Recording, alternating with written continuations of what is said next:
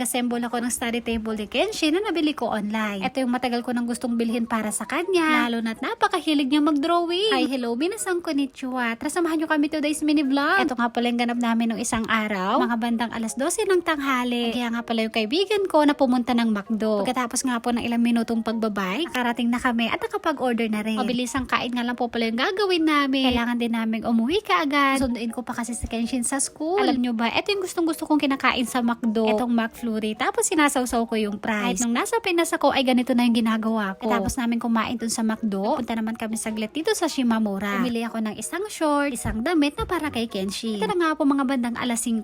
Inassemble ko na tong study table ni Kenshi na nabili ko online. Timeslap ko na nga pala yung video dahil matagal ko itong assemblein mga auntie. Sa video, parang ang dali-dali ko lang i-assemble. Pero sa totoo lang, hirapan ako mag-assemble dahil ang liliit ng mga tornilyo. Nakasulat ng mga instruction kung paano gawin. So nga lang, nahirapan akong sundan. Ito na nga po mga auntie, pagkatapos ng siyam-siyam, sa wakas tapos ko nang may assemble. Nag-start ako mag-assemble mga bandang alas 5 ng hapon. Tapos ako 7:30 ng gabi mga auntie. Titignan, napakadali lang. Pero napakahirap pala. Pagkatapos kong gawin yung study table ni Kenshi, pinaliguan at pinakain ko muna yung anak ko. After 30 minutes naman, ay pinatulog ko na din. Kapag may pasok kasi si Kenshin sa school, 8:30 pa lang, ay pinapatulog ko na siya. Pagkatapos kong patulugin si Kenshi, linis ako dito sa sala. Dahil tapos na ang winter, tatanggalin ko na yung putong dun sa kotatsu table at yung carpet. Kaya po sa inyong mga auntie, ang dumi ng bahay namin.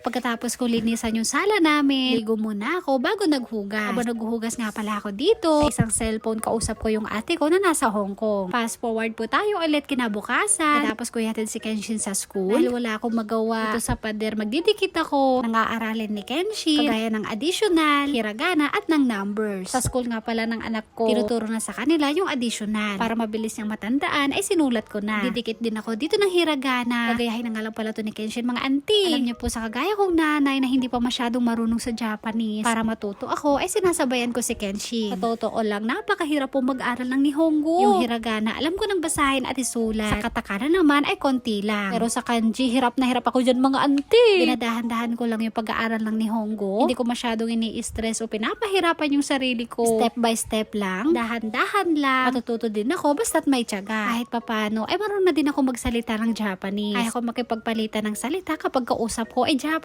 Pero dapat dahan-dahan lang para maintindihan ko. Mga ibang Japanese kasi ang bibilis magsalita. Pero nga po mga auntie, nung isang araw nga po pala, nagpa-xerox ako ng ABCD na alphabet, hiragana at katakana. Ito naman po yung ganap namin kanina. Si Kenshi, dinodrawing niya si Doraemon, Shin-chan at Creeper. Nakakatuwa siya, ang bilis niya mag-drawing. Alam niyo po dati, itong study table, isa to sa gustong-gusto kong bilhin dati para sa anak ko. Lalo na't napakahilig niyang mag-drawing o magsulat. Dito ko muna sa sala nilagay itong study table niya. Lipat ko na lang kapag meron na siyang sariling kwarto. Tagal-tagal niya na itong gagamitin, siguro hanggang grade 6. Sa mga nagtatanong nga po pala kung saan ko ito nabili, lalagay ko na lang po sa comment section yung link. Ito naman sa TikTok ko, pindutin nyo lang po yung link na yan para mabilis kayo makapunta dun sa item. Nakakatuwang mag-drawing pong anak ko. Gayang-gayang talaga mga auntie. So yun lang po, maraming salamat sa panonood. Thank you for watching. Sayonara and だらんだんちゃびっぽジェシカの書いたの上手でしょ